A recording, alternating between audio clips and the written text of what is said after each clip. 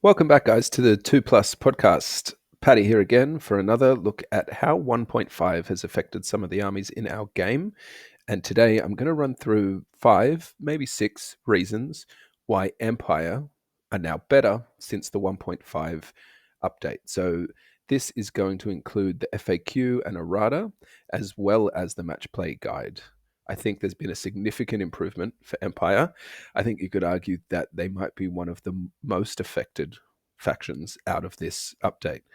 By that, I don't mean that they are now the strongest army in the game, but I think a lot of their shortfalls have been addressed by the changes that have come out, and a lot of units, not a lot, some key units that people wanted to play but couldn't because they sucked, and now almost auto take. So let's get stuck in. Become a member and support the channel. Old World Tactics, Battle Reports, the 2 Plus podcast. Before we get into it, just a shout out to our 2 Plus supporters that are on Patreon: Ghost, Silver Dave, Sick, Panda Wargaming, Katro, or Katro, and Gomo. Thank you guys so much for your support. And if you are interested in supporting us and keeping this content rolling, please check out the link in the description below. If not, liking, commenting, subscribing really does go a long way. So thank you very much for those that are supporting. But let's get into our first unit, or in this case, item. The Witch Hunter's Ward, I think, is now one of the best items in the game. Magic Res 2 is going to become a staple, I believe, at least in the early stages of this feeling out process of the new edition. Magic as a whole is a lot weaker. So spells are a lot harder to cast as it is. Yes, some magic casting levels have been brought down, but the halving of level 4s to level 1s casting ability really is going to make it a lot harder to get spells off as it is. If you start stacking magic res onto units, then certain units are just going to become impenetrable. That comboed with the fact that this is already the cheapest version of Magic Res 2, I think, in the game. Correct me if I'm wrong, but 20 points for Magic Res 2. It takes 2 lodestones to get that, which is 40 points. The Wood Elf one is 30 points. There's other Magic Res items in the game, but none as attainable as this one. Extremely common, making it so you can take it as many times as you like. It's 20 points, so unit champions can get them as well. Makes it even more versatile. So you're going to see, I believe, every champion in the Empire having one of these, because what this edition seems to be pushing out is durability and survivability, but also encouraging people to fight. But what was holding people back, I think, before in fighting was when you stuck your head out, you got fireballed to death. Me as a Wood Elf player, I'd love Magic Res 2. That was extremely common. I would put it on every single unit. Empire suffers from some of the same issues, being toughness 3. Yes, there's some armor around in the units, but when you look at your infantry, a fireball used to just wipe them out anyway. So now you can imagine things like state troops, which we'll get to in a second, have the added bonuses that this edition has brought to them. But for 20 points, whacking on Magic Res 2 means the summoning no longer tears them apart. Fireballs no longer tear them apart. It gives the toughness 3 handicap such a softening effect. So I can imagine the Witch Hunter's Ward being taken by almost every Empire champion that's in the army that your opponent brings. It protects things like Outriders so well that used to just get magic missiled off the board. You whack it on a unit of Demigryph Knights, now they're a 2+ save with MR2. It's just going to increase the survivability massively across the board for Empire as that power level of magic is brought down. Add on to that -2. So a level 4 and level 3 is just raw dogging these magic missiles. I think they're going to be very, very safe against magic in this edition. On that same vein, I think conversely, they're going to be quite good magic casters offensively. So on that magic resistance line that I was just talking there, Wizard Lords and Master Mages both come inbuilt with magic resist 1. So when you whack one of them in a unit, maybe you don't have to pay the 20 for a Witch Hunter's Ward for that unit. You're just going to get the Magic Res 1 regardless. There's also a lot of extremely common items in the Empire list. So the Wizard Staff gives +1 to cast for wizards on their magic missiles and assailment spells. So your level 1 now casts at the same value as level 4, allowing you the opportunity to do things like the summoning spam, even fireball spam for an easier attempt to cast. And they're now casting for 60 points plus the wizard stuff, which I think is 20, could be 30, but around that mark. They are now casting magic missiles as easily as a level 4 wizard, which is fantastic. The Wizard's Familiar, another extremely common magical item, I think for 30 points this time. Sorry, points are slipping out of my head. This allows you just to have a flat +1 to dispel. That is incredible. If you combine all of this magic resist that you're going to have in your army with +1 to dispel, even on your level 1 or level 2, but in your level 3 and 4 in particular, then there's not a lot of spells that are getting through. It's going to be very difficult to cast a lot of magic. I think it's going to be so much less reliable. The counterpoint to that is, though, you're going to be rolling when you get these spells off, especially the really powerful ones. When you get them off, you're rolling high on the dice. But Empire has these effects to negate that high roll and then dispel at a better value. So it's really a very powerful defensive tool. I think the Wizard's Familiar, in combination with the magic resist that you're going to have so frequently in Empire, and priests as well have magic resist built in as well. So you start sprinkling these guys all throughout your units, and everything in your army is going to have magic resistance, which I think is going to be very important. Um, the other thing which we've touched on this channel a little bit in this new edition, with the decrease in magic power, bound spells, particularly bound spells that have a power level of 3 and level 2, are very good because 3 casts at a higher power than a level 4 does, and a bound level 2 item casts at the same as a level 4 or level 3. Now, the two examples I have here, Ring of Tal, which is a single use item, so maybe a bit more situational, but allows you to cast Oaken Shield at power level 3. So you only need a 4 to get that off, which is great for any of your infantry blocks, which we're going to be seeing a lot of, you would think, or even your Empire Knights, which I'll talk about in a second as well. Twice Blessed Armor, I think, is everyone's favorite magic item out of the Armies of Infamy. It's one of mine, definitely. I think it's an awesome thematic fun item. Allows you to cast Hammerhand at bound level 2. Hammerhand is a good spell. It's not a game breaking spell, but any time you can get a bit more certainty from your bound spells, your magic items, I think it's a big boost. We saw Ruby Ring of Ruin was nerfed. Casting Fireball on a roll of a 6 wasn't guaranteed, but Hammerhand is a 7 to cast, so you're casting it on a 5 on the 2 dice on a unit champion, or your general, or whatever you want. But I think it's going to be these bound spells are going to become a real thing in the game. I think there might be some changes later, but I don't have any connection to GW, so I have no idea.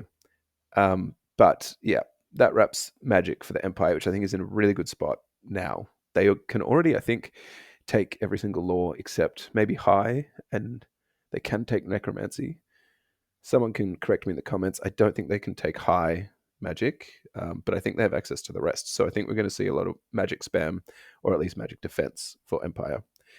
The other one, I think, is a really big one. There's only one point to it, and it's the General of the Empire. You can see there on the Imperial Griffin. He is now leadership 10. One of the huge problems with Empire was their leadership. I think the general was the only guy in the army that could have leadership 9, and that just isn't as reliable as you want. It is more reliable than leadership 7, which is what Empire has almost across the board, which is just a stress every time you're rolling a leadership test, let alone when you're trying to not fall back in good order or you're not trying to break. Leadership 10, particularly a large target leadership 10 bubble, I think is going to make a big, big difference to the Empire. allowing your infantry to roll break tests on a 10 is massive. It would increase their chances in giving ground, which is also massive now in this edition, particularly. I think it's really going to help Empire hang around a bit longer, which was a big, big failing. I've played Empire a handful of times, but it's probably the most played opponent that I have played against. Mike, who's been on this channel, plays Empire a lot. He brings this guy a lot. I've always thought Empire were pretty subpar, but I think leadership buffs across the board is going to make them middle of the road at least. It'll just give them a lot more durability and a lot more chance to stay on the board and not just panic and flee everybody. The next one has been talked about a lot, and it's hard to ignore. I have specified veteran state troops here just because of the added flavor you can give them. State troops are now definitely playable in my eyes. The big changes that happened as we've seen this, for those of you who aren't aware of the 1.5 update, infantry's gotten a real big glow up. Static combat res is even more important due to the challenge mechanic, which I'll get to in a second. But veteran state troops and state troops themselves, state troops can get to a static combat res of 10. Veteran state troops can get to 11 because they've been given Horde, the Horde special rule, if they have enough ranks. The way you do that is with 3 ranks: the Griffin Standard, which gives you 6 combat res, Close Order, 7, Outnumber, 8, Standard, BSB, War Banner, and that's 11. Now, I was just talking to my mate Mike, who's been on this channel before. I just mentioned him a short time ago.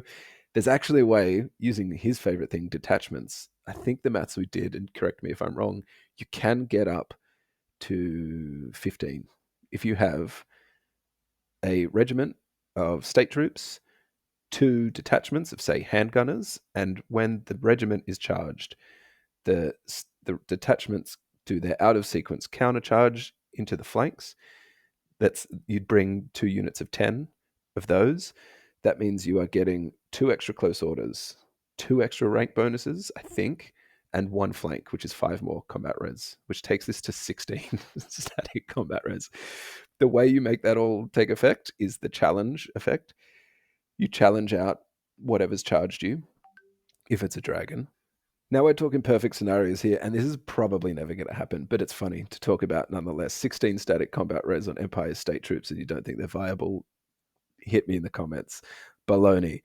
So I think most Empire armies will have a big unit of state troops. The detachments probably not, but I think you'll see units of 30 plus, giving them 5 ranks of 6. I think would be very, very common. They're going to become very more useful in capturing objectives because they're core.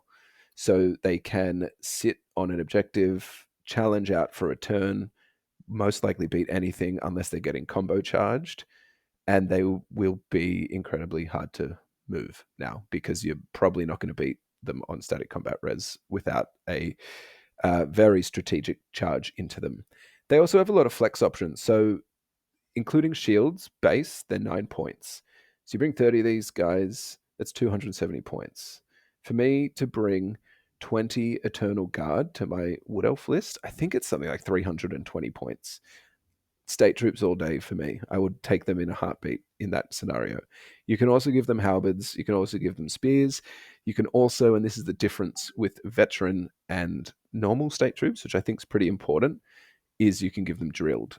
I think scoring units, there's multifaceted things. I think obviously core is very important to capture objectives, but drilled allows so much more maneuverability, and I think that's going to be a big part of capturing objectives. I think infantry are going to be great at capturing them because they're pretty hard to move. But if you have fast cav, for example, particularly drilled fast cav, they'll just be able to zip onto another objective. If you can turn these guys into March 12 instead of March 8, I think they can start scooting around the board a bit more, arcane urgency, all that kind of fun. They're now teleporting across the board.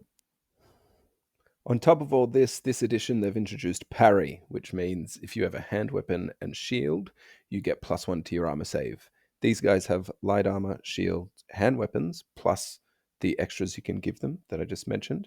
So now they go up to a 4-up save.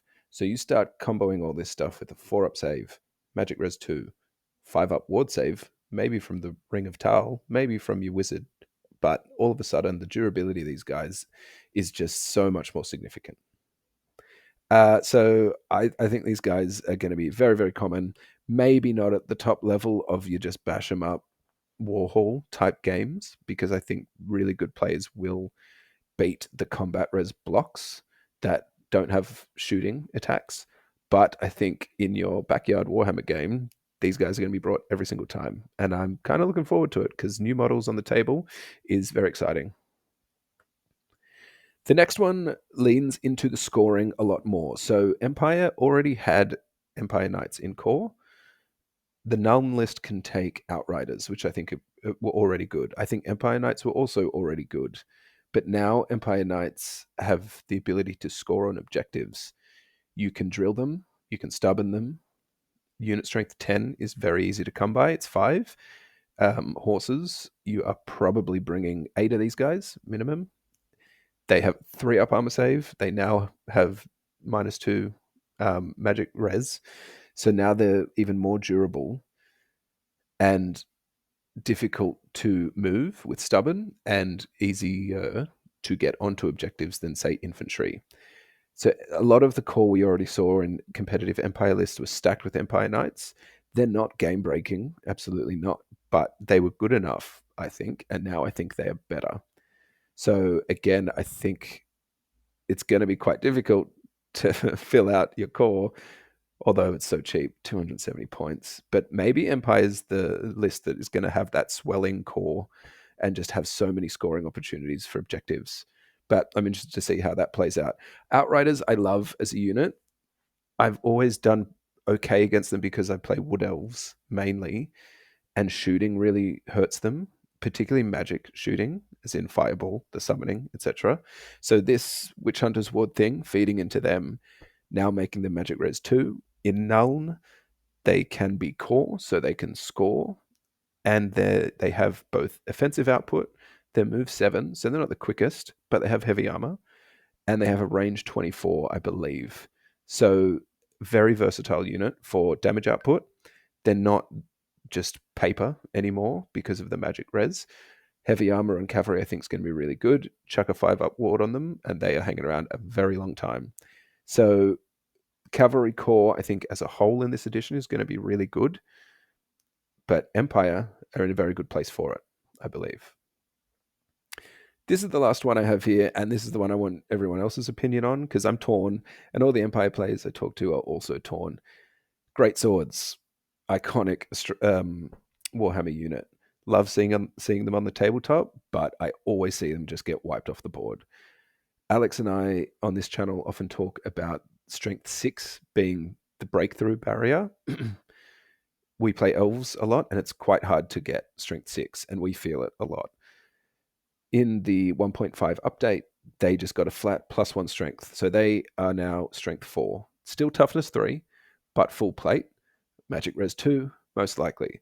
So these guys with the extra fighting rank also guarantees, let's say with an asterisk again, that they're getting some of their attacks back, which was a big problem for them in the past. Whenever I've played against them, wipe out the front rank and you're fine. They'll stubborn, wipe out the front rank again, they die. But now they will swing back with a handful of attacks, and strength 6 is enough to get a few combat res on the board. Maybe instead of your veteran state troop block, you get a giant block of great swords that's now immovable. Doesn't sound like the best idea, but I'd love to see it. So if you're going to do it, let me know. But yeah, great swords.